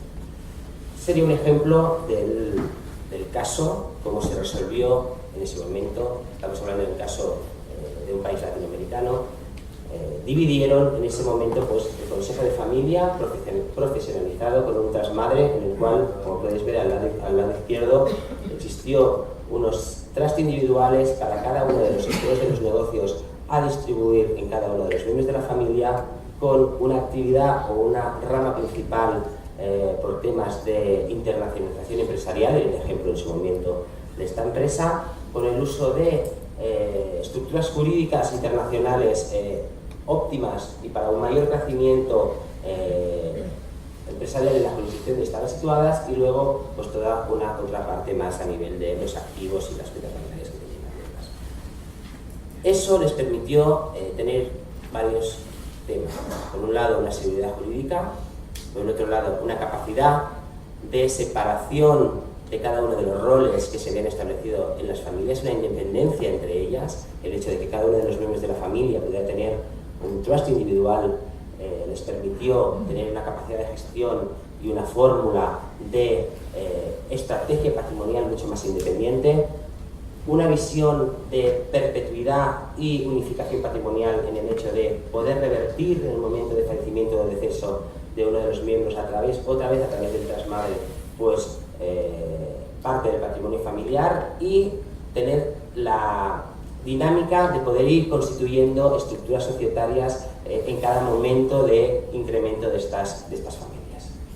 Este es un caso concreto. El único tema que quiere significar es que simplemente el buen uso de una buena estrategia patrimonial o el buen uso de unas buenas estructuras societarias nos pueden permitir en un futuro pues, mantener este legado patrimonial. Evidentemente, entrando en el tema de los trusts, en República Dominicana el tema no está tan desarrollado, no sé si Raimundo va a hacer un pequeño énfasis realmente en el uso o no uso de este tipo de estructuras jurídicas, en la desarrollar más si realmente conviene o no conviene, cuáles son los impactos y las consecuencias a nivel jurídico, legislativo en República Dominicana, pero yo sí quería ahondar un poquito para dar una visión que muchas veces cuando hablamos de pequeñas y medianas empresas, uno de los retos que tienen estas compañías es el momento de su internacionalización y el momento de perder el miedo del riesgo que supone utilizar en algunos momentos estructuras internacionales o esquemas tributarios o esquemas societarios de una envergadura no local sino internacional. El tema de uso de estructuras holding, el tema de uso de estructuras trading, el tema de uso de estructuras patentes, de marcas, son metodologías, son tipos de sociedades que nos pueden permitir un mayor incremento en la rentabilidad de nuestros negocios, perder el miedo a internacionalizarse, a abrirse en los mercados exteriores, a poder usar y aprovecharse de elementos que actualmente la legislación internacional nos permite. Creo que es en este sentido una ineficiencia en el momento en que uno estructura su estrategia patrimonial internacional. Esto es un ejemplo solamente de una tipología de estas estructuras, una estructura holding muy conocida a nivel europeo, menos conocida a nivel latinoamericano, el uso de compañías que pueden ser tenedoras de las acciones de mis filiales en otros países, el cual, pues, si cumple una serie de circunstancias, lo que nos da es una minorización de la carga tributaria en el momento de la repatriación y en el momento del crecimiento de este patrimonio. Este sería un esquema clásico de empresas familiares o empresas patrimoniales latinoamericanas, europeas, el cual, pues, usan esta tipología de estructura socio o sociedad madre, el cual utiliza una compañía accionista en un tercer país, en el cual tiene mecanismos de participation exemption, que técnicamente significa que en el momento en que se cobran los dividendos, pues no tributan en el país de origen, y en algunos casos, pues en el momento de la repatriación de estos dividendos hacia la familia, hacia las empresas madre, pues ahí tampoco tienen carga impositiva. Evidentemente, todos estos casos, en los cuales, pues, yo aquí les describo, ¿no?, en todos los países en los cuales nosotros conocemos, nosotros hemos trabajado, principalmente temas europeos, cada uno tiene algunas de sus características o casuísticas principales, pero todas en el fondo son similares, mecanismos en los cuales, pues, un buen uso de estructuras internacionales nos puede conllevar a un crecimiento patrimonial y a una minorización impositiva importante, ¿no? En caso de que alguien pueda estar interesado en algún país, pues tranquilamente después lo podríamos conversar. Pero sí es importante analizar que el uso, muchas veces, estas estructuras no tiene que tener la consideración o no se debe pensar de realizar una actividad de abuso de las mismas. Como saben, y Raimundo ya ahondará más en este tema, la República Dominicana, a nivel internacional y a nivel de tratados internacional, actualmente solamente tiene dos. Está el Canadá, que es el más históricamente conocido, y España, de reciente creación. Es importante conocer realmente el impacto estructural, tributario, de planeación estratégica que nos pueda optimizar el buen uso de estos convenios y de estos tratados. Muchas veces es importante analizar opciones no corrientes o no tradicionales en las jurisdicciones donde estamos. Aquí es muy común, es muy corriente el uso de estructuras o de países que tienen baja una tributación. Es importante analizar realmente si mi patrimonio familiar, si mi legado, si mi organización, si mi órgano de administración, si todos mis componentes que forman los cuatro que hemos hablado, los individuos, la familia, el mundo está cambiando. Estoy convencido de que cuando yo hablo a veces con empresas con varias generaciones, lo que me explica el fundador muchas veces no tiene nada que ver con lo que me explica el nieto, ¿no? La metodología de funcionamiento cambia en los momentos de los años 40, 50, 60, 70 al siglo XXI. Las nuevas tecnologías, la capacidad de innovación, la competitividad a nivel no local sino a nivel mundial, la importancia a nivel regulatorio internacional, todos los cambios fiscales, territoriales, legales que están sucediendo a nivel global, pues esto tiene un impacto muy importante en los legados familiares y en el patrimonio familiar, que son importantes de conocer. Daba ejemplos, ¿no? Y estábamos conversando el otro día, pues, en la nueva ley de lavado de activos aquí en República Dominicana, en los intercambios de información, los acuerdos multilaterales de intercambio de información, los tratados. Estamos moviéndonos en un mundo global que muchísimas veces nos hace replantear cómo tenemos que trabajar nuestros patrimonios y cómo tenemos que estructurar societariamente, jurídicamente y a nivel de planeación estratégica, pues, todo nuestro patrimonio y todo nuestro crecimiento de nuestro legado a un largo plazo. En conclusión, quería ser breve y veo que puede que me haya alargado un poquito. En conclusión, realmente se demuestra que aquellas empresas familiares que han logrado trascender y que han logrado a evolucionar a través de las diferentes generaciones es debido a través de dos elementos principales.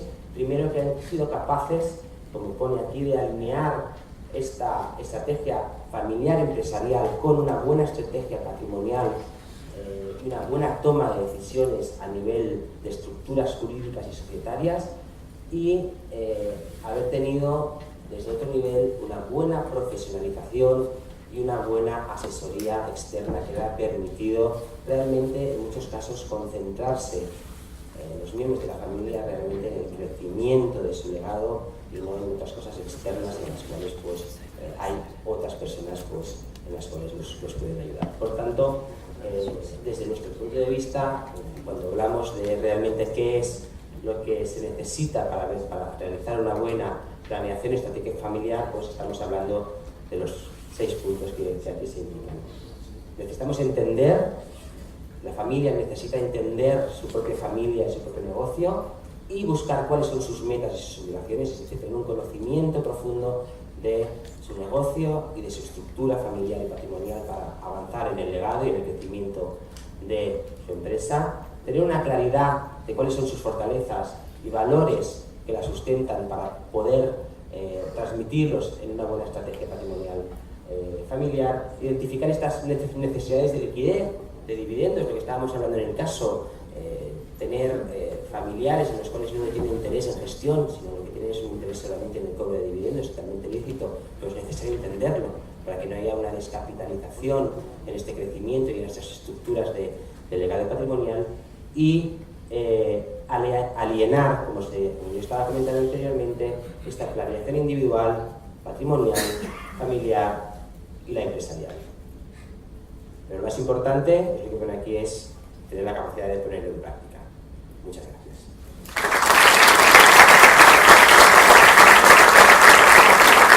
Ahora vamos a aterrizar a nuestra realidad dominicana con nuestro Raimundo Achen. Nos va a hablar sobre planeación estratégica patrimonial en las empresas dominicanas. Bienvenido, Raimundo.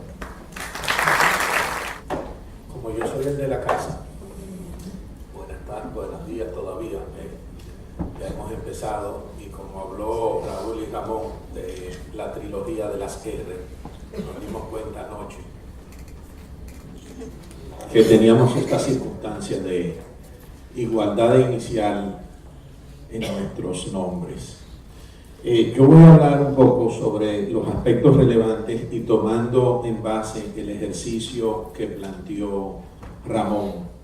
Yo quiero hablar un poco de familias empresarias y no de empresas familiares, porque la parte que nos toca es para tratar de patrimonio, y el patrimonio que vamos a planificar es el de la familia.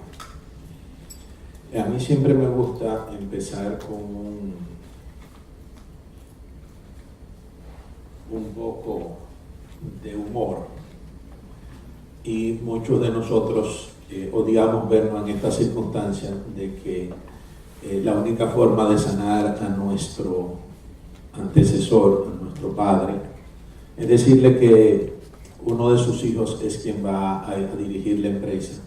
Muchos entienden que esto sana de inmediato al padre.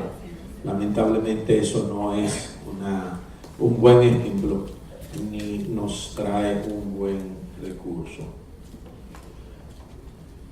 Otra circunstancia es cuando el padre inmediatamente quiere delegar todos los hijos y los hijos todavía no están en capacidad. Imagínense esa imagen, 2 niños viniendo a trabajar en la empresa familiar.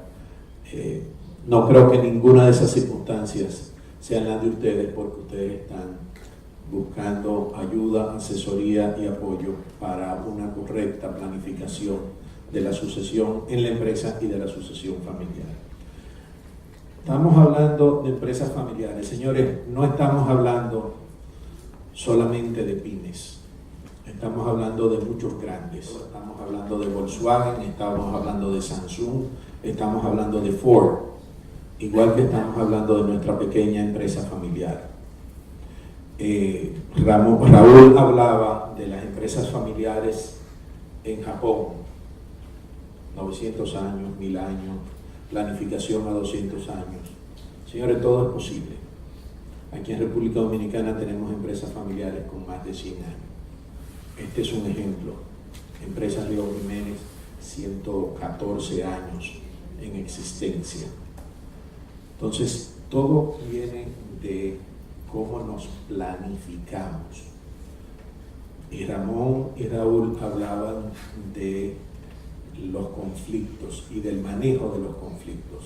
Este es uno de los elementos mayores. Nosotros los dominicanos, normalmente el conflicto le echamos algo, papá decide, papá decidió, y eso es lo que va.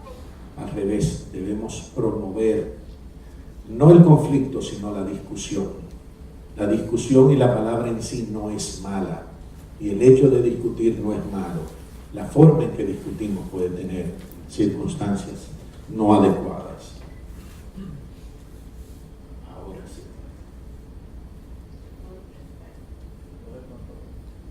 Ahí está. Ahí, gracias. Ahí está. Eso tenemos. No es malo. Ahora, nosotros los dominicanos no nos gusta pensar cuando no vamos a estar. No somos los únicos. Los latinos en general, eso es un elemento que nos caracteriza. Los anglosajones piensan inmediatamente cuando no van a estar y tienen toda una serie de estructuras planificadas. Por eso vemos que la palabra que utilizaba Ramón era el trust. El trust viene de los anglosajones. No utilizamos mucho las palabras que vienen de los asiáticos, de los japoneses, porque no las entendemos. Pero también estos planifican con mucho tiempo. Inclusive el anglosajón piensa en la familia, el asiático piensa más en el clan y tiene una visión de clan. Nosotros todavía creemos un poco en el mayorazgo que heredamos pensando de los españoles, que los franceses no lo cambiaron. El mayorazgo, el hijo mayor lo hereda todo, sobre todo si es varón, con el perdón de las damas, pero es expresando una realidad que ustedes están ayudando a cambiar en nuestro país. Normalmente el heredero era el hijo mayor. Si no era el hijo mayor, es el varón mayor. Pero todo esto cambia. Y la democratización que hizo en la sucesión, en la Revolución Francesa, que eliminó el mayorazgo de la Edad Media, nos vimos con una dispersión de patrimonio. El proceso que planteaba Ramón planteaba una reconcentración, la reversión de estos activos a un trust cuando desaparece uno de los miembros. ¿Cómo funciona? ¿Es realidad? ¿Es factible en nuestro país? Vamos a ver una serie de conceptos que en nuestro país tenemos de la sucesión. El patrimonio, ¿quiénes son los propietarios de un patrimonio? La mayoría de nosotros está o ha estado casado, como fue mi caso, y normalmente nos casamos bajo comunidad de bienes. Si estamos casados bajo comunidad de bienes, todo lo que yo tengo es de mi cónyuge y mío. Si esta situación se produjo así, todos los bienes inmuebles que yo adquirí dentro del matrimonio son de la comunidad. Todos los bienes muebles que yo tenga adquiridos dentro o fuera del matrimonio son de la comunidad. Entonces, las acciones que mi cónyuge o mi esposa heredó pasan a ser parte de la comunidad. Yo paso a ser accionista. Decía Raúl que uno accedía a la familia por nacimiento, por matrimonio o por adopción. Y accede inclusive al patrimonio. Hay formas de planificar la exclusión de los cónyuges en la participación en el patrimonio, aunque no en la familia. Hay los matrimonios por separaciones de bienes gananciales, hay toda una serie de elementos que, consultando con sus expertos de confianza, pueden encontrarse con estas opciones de manejar la situación patrimonial. Entonces, eso es uno de los elementos que nosotros tenemos que tomar en cuenta en República Dominicana. Tenemos las sucesiones. Los herederos, ¿quiénes son? Todos mis descendientes, pero descendientes en primer grado. Estos son quienes heredan lo que yo tengo. ¿Puedo yo hacer una exclusión de hijos? En República Dominicana esto no es posible. Para yo excluir un heredero mío de mi patrimonio, yo tengo que hacer un proceso extremadamente complicado y que solamente tiene causas de ingratitud, que mis hijos no participen en una situación de salud mía, que no me hayan dado cosas o que hayan participado en la planificación de mi asesinato, de mi desaparición, o que hayan efectivamente participado. Entonces, estos no son elementos que vamos a ver todos los días. Entonces, ¿qué yo puedo disponer? Entonces, lo mío no es mío, o sí es mío. Entonces, la ley dominicana todavía está conceptualizada en que uno se le debe a los hijos. Los anglosajones ya tienen en la mayoría de sus legislaciones una libertad plena de disponer la totalidad de su patrimonio, nosotros no. Nosotros tenemos una porción disponible porque nuestros herederos tienen una parte de reservas, les está reservado a ellos la herencia de una parte del patrimonio. Si tengo un hijo, yo puedo disponer del 50%. Si tengo 2 hijos, puedo disponer del 33%. Y si tengo 3 hijos o más, yo puedo disponer del 25% de mis bienes. Es decir, que yo solamente puedo regalar una parte de lo mío por medio de una sucesión, por medio de un testamento. Peor aún, cuando yo hablo de hacer donaciones, yo tengo que tener en cuenta esas donaciones por 2 cosas. Uno, las donaciones pagan el 27% de impuesto, mientras que la sucesión solamente paga el 2%. Y 2, los otros herederos pueden reclamar que eso que yo les regalé a mi hijo Raimundo, o a mi hijo Marco, o a mi hija Carmen Ana, sea contabilizado como parte de su herencia. Entonces yo tengo que tomar eso en cuenta. Si lo hago de esa forma o lo hago de otra forma que me permite la ley de excluirlo de ese llevar de nuevo a contabilizarlo como parte de la sucesión. Todos esos son elementos que nosotros tenemos que tener en cuenta. Ahora, cuando yo muero, antes que mis padres, mis hijos heredan, sí, heredan en representación mía y se unen para representarme a mí en la sucesión de mis padres. Esos son elementos que tenemos que tener en cuenta cuando estamos hablando de sucesión. Señores, la planificación del patrimonio, de su transmisión en el tiempo, es una profesión muy antigua, es un efecto que nosotros los dominicanos nunca hemos querido dedicarle tiempo, pero es una realidad preciosa de cómo uno lega a la familia las diferentes cosas. Hay familias aquí en República Dominicana que han hecho maravillas, hay otros que han creado problemas enormes. Inclusive cuando hablemos dentro de un momentito sobre los trusts, hubo una familia en República Dominicana que creó un trust para brincar a uno de los miembros de su familia, para excluirlo. Y la Suprema Corte de Justicia dijo, si el bien está en República Dominicana, la ley dominicana aplica. Y si la ley dominicana aplica, tú no puedes brincar ese heredero. Y lo anuló. Costó millones, costó años y costó la unión de una familia. Eso es lo que andamos buscando. Yo no creo que ese es el plan que nosotros tenemos. Inquietudes. El trust o fideicomiso, nacional o extranjero. En República Dominicana el trust es el fideicomiso que se creó en base a la ley de promoción del financiamiento hipotecario, de la ley de las viviendas de bajo costo y su promoción. Nosotros hicimos un híbrido y al final no hicimos nada. Los trusts en materia sucesoral de República Dominicana tienen 2 problemas. Uno, tiene que respetar por completo la ley de sucesiones en República Dominicana. Y 2, está sujeto a todos los impuestos.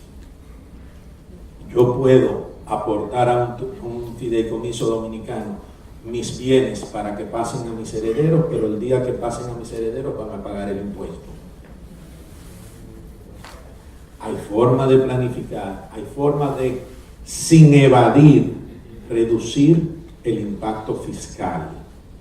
Por favor, no me malinterpreten. Yo sé que el director general de Impuestos Internos ahora quiere decir que toda maniobra o movimiento o estrategia que busque reducir el pago de impuestos es dañino y malo. Señores, la ley lo puso a su disposición, aprovéchelo. Aprovéchelo. No lo pierda, no deje que esto tenga efecto, simplemente funciona. Es lo mismo que cuando Ramón hablaba de los esquemas corporativos internacionales. Señores, hablaba de los paraísos fiscales, hablaba de compañías en Panamá, en Islas Vírgenes Británicas. De por sí no son malas. Pueden ser abusadas como todo, como puede ser una compañía, una corporación dominicana, puede ser utilizada para cometer abusos. Pero de por sí no son malas. Entonces, el trust que mencionaba Ramón, es posible utilizarlo y tiene sus funciones en base a las necesidades y realidades de cada familia empresaria y de cada una de las empresas que estén involucradas. Porque yo puedo utilizar un trust para manejar las acciones de una de las empresas familiares y no de otra. Y utilizar un fideicomiso dominicano para una y un trust o una fundación o un fideicomiso extranjero para otras, dependiendo de dónde están. Ramón, con mucha razón, hablaba de la localización de los bienes de ese patrimonio. Y esto es esencial para nosotros, señores. No todo aplica.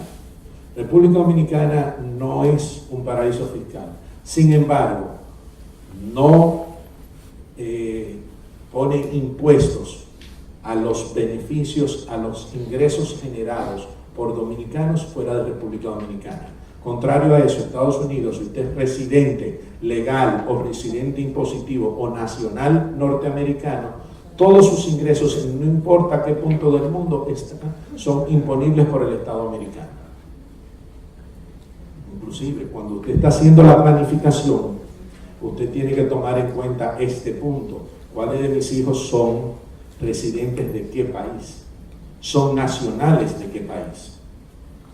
Los bancos ahora tienen mucho en la cabeza el FATCA, que si yo soy domiciliado, que si yo soy residente, que si yo soy americano, ya el banco tiene que hacer una declaración, tiene que hacer una serie de movimientos, tiene que hacer un reporte a Estados Unidos, porque si no, ustedes saben que lo que le pasa al banco no es por gusto, es simple y llanamente que todos sus bienes en Estados Unidos son embargados. Entonces pierden los corresponsales, pierden hacer negocios internacionales. Es complicado. Habíamos hablado de los impuestos. Hay forma. República Dominicana tenía muchas facilidades en los años 80 y 90. ¿Por qué? Porque no había ganancia de capital. Ahora con las transferencias de acciones y de cuotas sociales, como hay ganancias de capital que son imponibles, entonces eso puede tener otro efecto. Hay forma de cómo planear. Ejemplos que yo he tenido de casos con familias empresarias, han sido muy fructíferos traer, claro, en grandes capitales, un experto internacional con una visión genérica, pero también elementos aplatanados de situaciones como pasan en República Dominicana y cómo jugar con ellas. Extremadamente importante. La reversión del trust. Es posible una reversión del trust cuando el heredero que desaparece, en el caso planteado por Ramón, es alguien que no tiene sucesores. Pero vemos que en República Dominicana, como hay una sucesión obligatoria, esa reversión no se da. ¿Por qué es posible cuando no tiene herederos? Porque los bienes de la persona que muere sin sucesores, es decir, sin hijos, se revierte a los padres. Entonces los padres fueron los creadores del trust y vuelve y se genera, pero en otros casos no es posible, porque yo no puedo aceptar que un bien me vino por sucesión y entró y salió y volvió al trust que fue que me lo dio. Habría que estudiar y analizar con mucho detalle esta situación de la reversión, porque no en todos los casos pudiera ser nula. En muchos casos, y yo he visto ejemplos en República Dominicana, se han utilizado trusts para transferirle la propiedad de todas las acciones y bienes de la familia. Y la familia ha estado plenamente conforme y tranquila y se ha ejecutado, y van 2 generaciones en las cuales esto se ha producido y nadie ha protestado. El problema no es cuando no protesta nadie, sino es cuando alguien se siente menospreciado o reducido a algo, o que perdió derechos, o tiene envidia del otro, o circunstancias que produce la vida, y reclama. Cuando reclama lo va a llevar a los tribunales y ahí veremos los años que pasaremos y las circunstancias que tendremos. Por eso es que la planificación patrimonial no es única y exclusivamente del patriarca. Primero está el patriarca y la matriarca de la familia, el padre y la madre, los creadores y propietarios originales, pero también está en la familia. Hay que ver, como decía, cuál es el plan de vida de cada uno de ellos, decía Raúl y decía Ramón. Entonces, ¿cuál es el plan de vida? ¿Cómo yo voy a ajustarlo? Porque papá puede querer para mí la empresa, pero a mí no me interesa. A mí lo que me interesa es pintar o escribir libros o sentarme a la vida contemplativa en la playa de Maimón o de Sosúa. Entonces yo tengo que ver qué voy a hacer. Porque así como hay esa planificación patrimonial, esa planificación sucesoral en la familia, tiene que haber una planificación de sucesión en la empresa. ¿Quién va a suceder a quién en la empresa? La mayoría de empresas modernas ya tienen un plan de sucesión. Yo entré a trabajar como gerente de ventas y en la empresa inmediatamente tienen quiénes son 1 y 2 opciones para el día que yo no esté. Me va a suceder en la posición. Algunas de estas planificaciones son interinas, otras son definitivas, y yo voy entrenando a mi sucesor en el proceso de ocupar mi posición.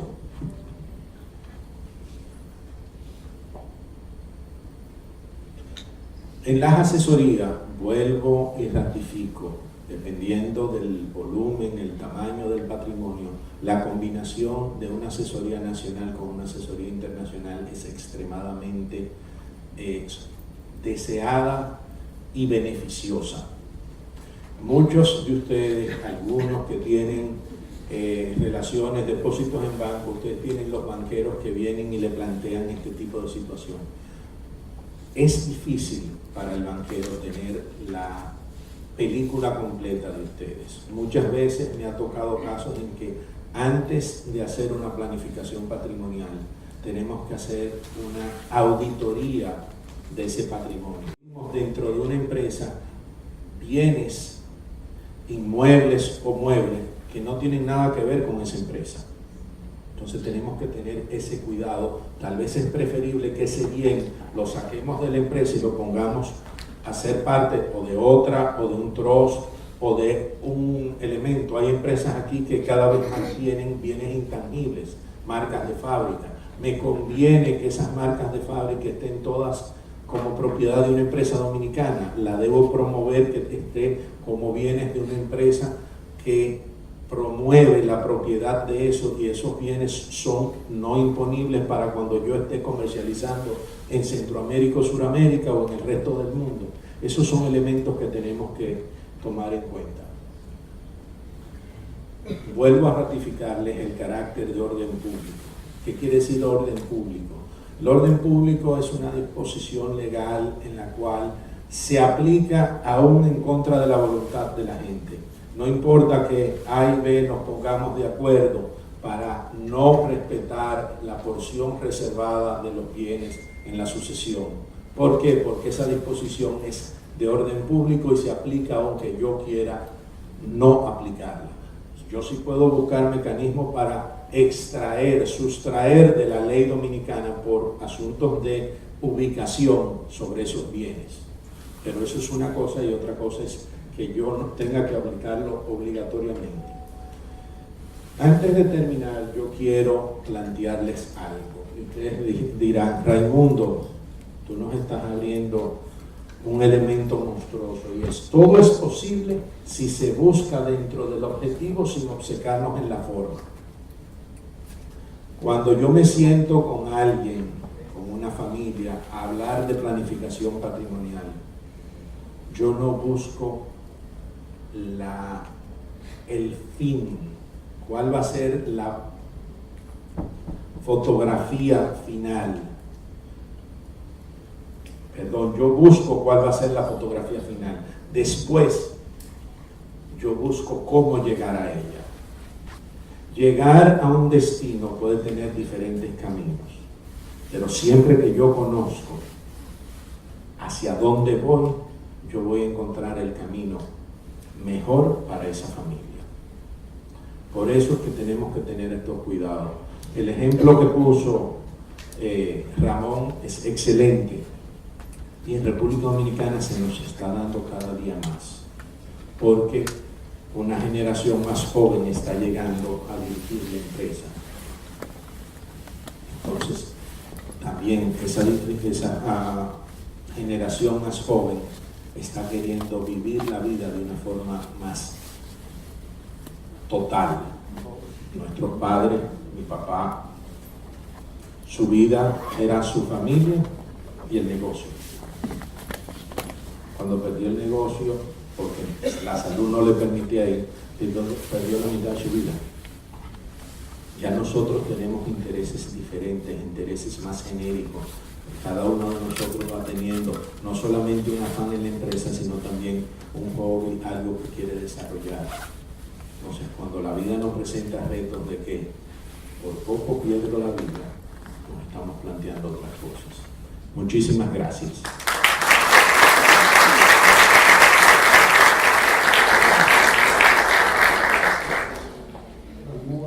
Nos comenta de un empresario supremamente exitoso, crecimiento de un 30% de su empresa, pero oh sorpresa, somos mortales.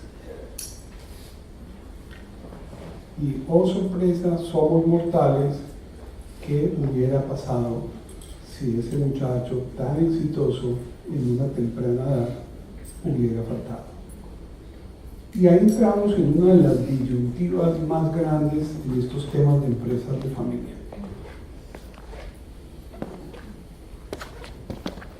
Normalmente el fundador tiene un estilo de gestión muy personalizado.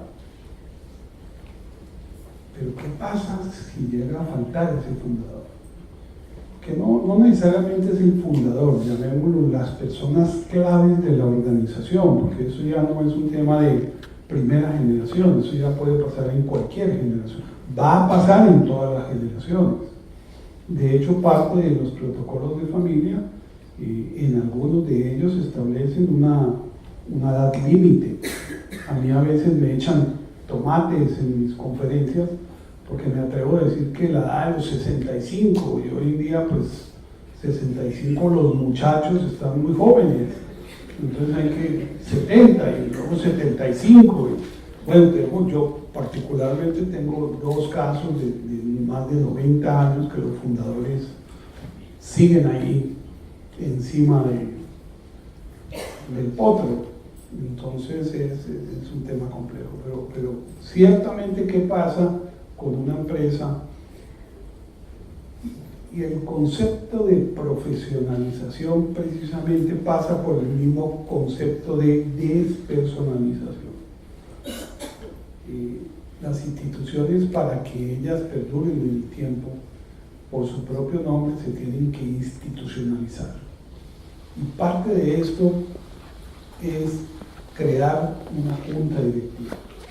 Una junta directiva con los procesos indicados y los procesos adecuados. No simplemente, como decía, una junta para tomar whisky. Bueno, aquí se toma ron, que es más rico que el whisky, ¿no? Pero, en fin, el tema es, si ya me toca hacer una junta directiva, ¿por qué no tener la mejor junta directiva? Y en esto yo soy un poco radical. Yo digo que las juntas directivas o agregan valor o quitan valor. O son juntas activas o son juntas pasivas. Y me atrevo a decir que todas las pasivas deterioran valor. Entonces la opción es, si vamos a ser tan profesionales, pues también tengamos una junta lo más profesional posible. Es más, uno de los temas que nos ha generado mucha curiosidad es cómo medimos el rendimiento de la junta directiva. Otra vez, el tema matemático, es que es un tema un poco, yo tengo como esa fijación matemática, desde el punto de vista económico. Por cada dólar que yo invierto en mi junta directiva, o me cuesta mi junta directiva, ¿cuánto estoy recibiendo a cambio? Y eso es un tema que nos ha obligado a prácticamente reinventar una metodología de cómo entendemos esa mayor generación de valor en una junta directiva. Y por eso llamamos esto juntas directivas de alto impacto. Voy a hacer rápidamente un recuento en estos temas de gobierno corporativo. El tema se dispara a principios de los años 90. Si ustedes recuerdan, hubo una crisis en Inglaterra de la moneda, generada por una serie, digamos, de inversionistas que se aprovechan de las imperfecciones del mercado. Dentro de ellos un gran inversionista muy conocido que se llama George Soros, no sé si lo conocen, pero este hombre de la noche a la mañana se hace una pequeña suma de dinero transando con las diferentes monedas, y esto genera una crisis del gobierno del Banco Central de Inglaterra. Este hombre se gana $7.000 millones prácticamente en una semana por un tema de imperfección de los mercados. En fin, la crisis que se generó a principios de los años 90. Los ingleses, muy tradicionalistas. Inglaterra es un país supremamente interesante en este tema de empresas de familia. En el mundo existe una organización que se llama los Enochians. Los Enochians es un club de empresarios familiares que tiene como unas 50 reglas que uno debe cumplir para poder ingresar a ese club. Y una de esas reglas es tener una empresa familiar, que haya miembros de la familia que trabajen en la empresa, pero que la empresa mínimo tenga 200 años. Más o menos, ese es el club exclusivo. Pero no solo eso, los ingleses inclusive se superan a ellos mismos. Entonces hay otro club que es todavía más exclusivo, pero entonces ahí tienen que ser 300 años, ¿no? Los que se llaman tricentenarios. Y es un cuento fabuloso porque no son empresas para nada grandes, que ese es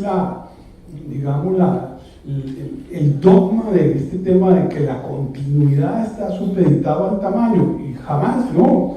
Por ejemplo, existe la empresa inglesa que hizo la campana del Big Ben, pero también hizo la campana de la independencia de Estados Unidos. Por cierto, hace un par de meses dijo que cerraba porque definitivamente en el mundo no están haciendo más catedrales y que el mantenimiento de las campanas pues no es el negocio más rentable que hay, sobre todo porque ellos hacen campanas muy buenas, a pesar que la campana de los gringos se les rompió ahí en la mitad. No sé si conocen la campana en Filadelfia, está roto, pero sin embargo ese es, digamos, como el tema. Todos los ingleses, que son tan perfeccionistas, crean una comisión en esta crisis de principios de los años 90 y nombran a un personaje que muchos de ustedes deben conocer porque son los dueños de una fábrica muy rica de chocolates que se llama Cadbury. Entonces hay uno de estos lords, Sir Alan Cadbury, y lo encargan de hacer toda una comisión que haga unas recomendaciones, y este hombre escribe como el libro blanco del tema del gobierno corporativo. Por Google lo pueden conseguir, y de ahí viene un poco el entender cuál es la motivación de por qué las empresas deben tener una junta directiva. Y yo tengo que decir que la principal motivación o la primera motivación era controlar a la administración para que no se robara la empresa. Esa es la por qué pusieron juntas directivas. Sin embargo, eso no es la razón por la cual tenemos que estar motivados a tener una junta directiva de alto impacto. Y esto es generalmente lo que ocurre en una empresa muy formalizada. Tenemos una asamblea de accionistas, tenemos una junta directiva y aquí está la administración y sus diferentes comités. La empresa familiar, lo que ocurre, nosotros en Colombia, hay una región que es muy parecida a la de Santiago, en el sentido de que son los grandes emprendedores. En Colombia son los de Medellín, los llamamos los paisas, y ellos se acostumbran a comer frijoles los sábados, se reúnen la familia y eso se llama la frijolada. Entonces yo digo que en la frijolada del sábado hacemos asamblea de accionistas, hacemos junta directiva y hacemos comité de dirección. No sé qué comen acá los domingos, pero pudiera ser la misma frijolada del sábado, y eso es lo que ocurre en las empresas de familia, y eso es lo que ocurre en estos temas de gobierno. ¿Y a qué me refiero? Que en una reunión informal se toman decisiones que corresponden digamos, a la asamblea de accionistas o en algunos casos a la junta directiva o a la misma dirección. Y esto no es malo, porque es que también nos han digamos, castigado por eso. Esa falta de formalidad es lo que le ha dado velocidad a las empresas de familia. Entonces, ¿cómo buscamos un balance? Lo que sí está claro es que una empresa que es compleja, si no tenemos una junta directiva cada vez más profesional, vamos a estar en problemas. No es lo mismo una empresa en primera generación que una en décima generación. En Alemania hay una empresa familiar, un grupo familiar, porque eso ya no es empresa, son 27 empresas, están en el paso de la 14ª, 15ª y 16ª generación, y hay alrededor de unos 1000 miembros de familia, de las cuales todos son accionistas, inclusive los cónyuges. ¿Qué les parece la idea? Funciona. Bueno, a ellos les funciona, pero ¿por qué les funciona? Hay que ver todo lo que tienen que hacer un cónyuge para que le den acciones de la compañía. Lo que sí está claro es que una empresa de esas, sin juntas directivas, pudiera funcionar. ¿Qué opinan ustedes? Complejo, ¿no? Esa es esto. Entonces, pero nuestras empresitas sí obviamente podemos funcionar sin una junta directiva. Entonces, yo digo que esto hay que ir aprendiendo en el camino cómo le saca a usted el mayor provecho a la junta directiva. Rápidamente, ¿qué le aporta la junta directiva a los accionistas? Obviamente mecanismos para conocer la actuación individual de los miembros de junta directiva. Yo me atrevería a decir que hay que ir un poco más allá. A mí como accionista me importa también cuáles son los resultados de manera colegiada de la junta directiva y no solo cómo se comportan individualmente. Y eso nos lleva a que debemos aprender a nombrar buenos miembros de junta directiva. Eso es una de las tareas principales de ser un buen propietario. Estos artistas, esos hermanos que menciona Ramón, no quieren trabajar en la empresa, perfecto, pero deben aprender a cuidar la propiedad. Y parte de aprender a cuidar la propiedad, si yo no me quiero meter en la empresa, por lo menos aprendamos entonces quién me sirve para estar en la junta directiva.